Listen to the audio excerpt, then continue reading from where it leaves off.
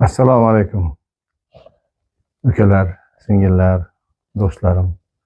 Ertaga Arafa kuni.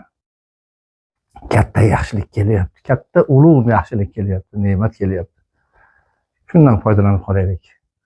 Xatolarimiz ko'p, gunohlarimiz ko'p. Boshimizga tushayotgan sinovlar, qiyinchiliklar, mashaqqatlar hammasi shu gunohlarimizdan bo'ladi. Ertaga shunday kunki, ana shu gunohlardan qutulib olishlikka katta imkoniyat beriladi.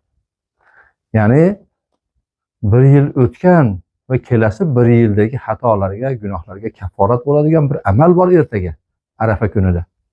Ya'ni bu yili 26-mayga to'g'ri keladi, ertangi kunga to'g'ri keladi.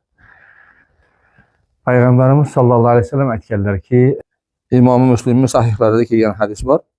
Abu Qatoda radhiyallohu anhudan rivoyat qilinadi. Su'ila Rasululloh sollallohu alayhi vasallam an sawmi yawmi Arafata faqala yukaffiru as-sanatal madiyata was-sanatal baqiyata. Ya'ni Payg'ambarimiz sollallohu alayhi vasallamdan Arafa kunining ro'zasi qanday bo'ladi deganlarida Payg'ambarimiz Muhammad Mustafa sollallohu alayhi vasallam aytdilarki, Arafa kunining ro'zasi o'tgan bir yil va kelasi bir yil gunohlariga kafforat bo'ladi dedilar.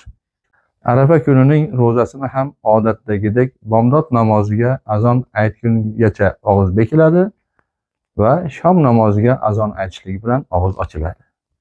Qayerda yashayotgan bo'lsa, shu yerdagi azonga qaraysiz. Assalomu alaykum va rahmatullohi va barakatuh.